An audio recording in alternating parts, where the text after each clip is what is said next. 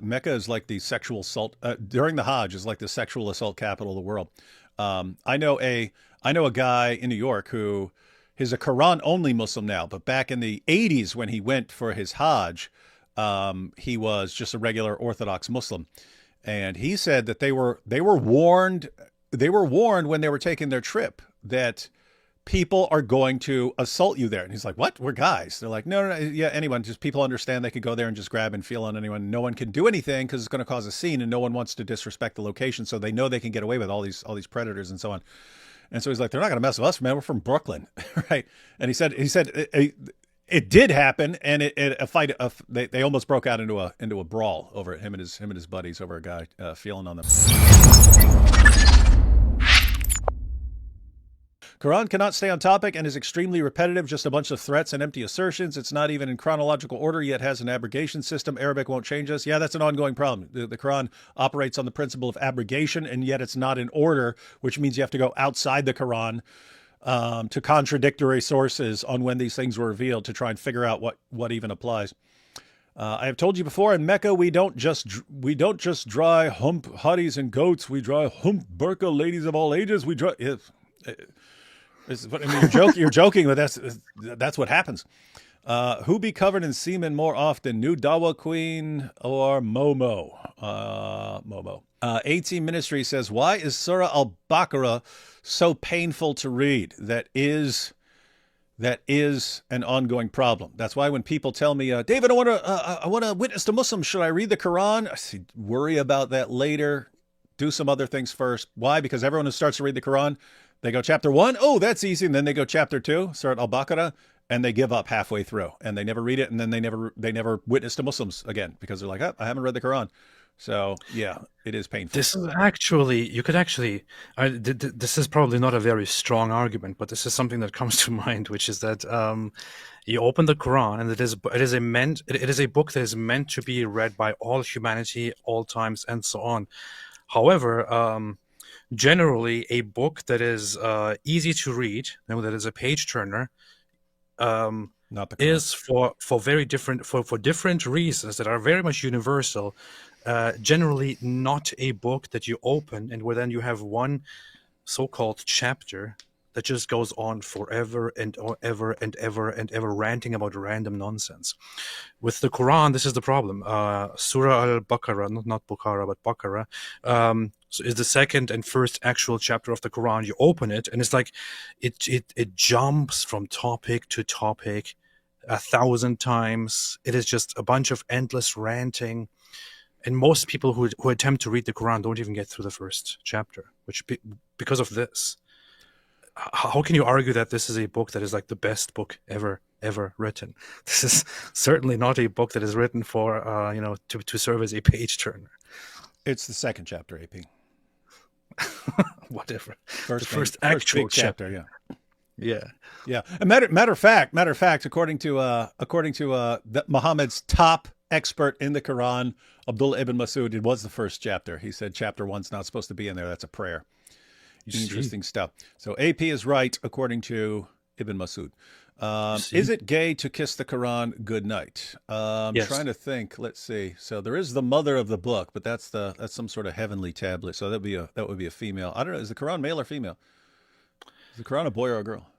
Because the Quran, no. The Quran appears as a pale man. The Quran appeals a pale man. So yes, if you are kissing a pale man goodnight, then that would be gay. I would think it is still excusable, and so unless you go as far as going and smooching the black stone, I would say that would be the gayest thing to do. Because there you are sweaty, in the guys heat, crawling all over you, feeling on your butt, stuff. Naked, touching each other, going forth just to smooch this stone. I think that would be gay, pretty gay. But the Quran, I still have some tolerance. And by the way, guys, that's completely serious. Mecca is like the sexual assault during the Hajj is like the sexual assault capital of the world. I know a guy in New York who is a Quran only Muslim now, but back in the 80s when he went for his Hajj, he was just a regular Orthodox Muslim, and he said that they were warned when they were taking their trip that people are going to assault you there. And he's like, what? We're guys. They're like, no, yeah, anyone. Just people understand they could go there and just grab and feel on anyone. No one can do anything because it's going to cause a scene, and no one wants to disrespect the location. So they know they can get away with all these predators and so on. And so he's like, they're not going to mess with us, man. We're from Brooklyn, right? And he said, it did happen, and they almost broke out into a brawl over it, him and his buddies over a guy feeling on them. Yeah, it is a messed up thing. When you go to the pilgrimage to Mecca, it is basically where the law of the jungle starts taking control, and where you have to fight for your survival and for your behind. Where you have to have a sexual survival as well. And one thing that I always remember is that when I was a child and my parents went to the Hajj. An advice that was given to my parents was that my father and the men should always make sure to keep their wives very close to them and always have contact, always hold their hands, not get into the cabs before them or after them and so on, and to just keep them very, very close, because there's always a great risk over there of the wives being sexually abused, of being groped and even abducted and possibly raped and stuff like that, which abundantly happened. And there were reports years ago where women were speaking up and talking about this, but they were quickly cracked down on. Yeah. You remember that? So two things there. One, I'm sure you've seen these pictures where if they come as a group from a country, they'll be like the women in the middle, and they will be surrounded by the men of the country just to protect them and stuff. I mean, think about this. It's like everyone going there understands that this is like gropey central, the Hajj. And then what you were pointing out, this is very interesting because so you had the Me Too movement, and then they started Mosque Me Too, right? And these were mainly, it's not just stuff that happened in the mosque, although there was some of that, but they were focusing on the Hajj, and they were just talking about, it's like the ladies are saying, we're literally walking around the Kaaba and can't stop guys from grabbing on our breasts, our rear ends and stuff like that, just reaching for everything they can, and we're not allowed to do anything about it. So they called that out. Anyway, I was taking screenshots back then because I was going to make a video. I was going to call it Islam's Dirtiest Little Secret or something like that. You can't find any of those anymore. I can't find any of the ones I took. I mean, again, I still have screenshots. I can't find any of the originals because they were all harassed into taking them down. You're embarrassing the Ummah. You're disgracing. You're being embarrassment. You're helping the kuffar. And it's like they can't even speak out. So it goes on. But you can't call it out because people will use it to criticize Islam. And so just let it keep going.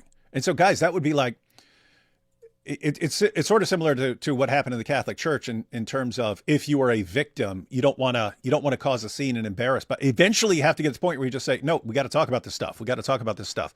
In Islam, they are not at that point. They're still in the, you need to keep your mouth shut about what goes on here. What happens in Mecca stays in Mecca. That's the rule.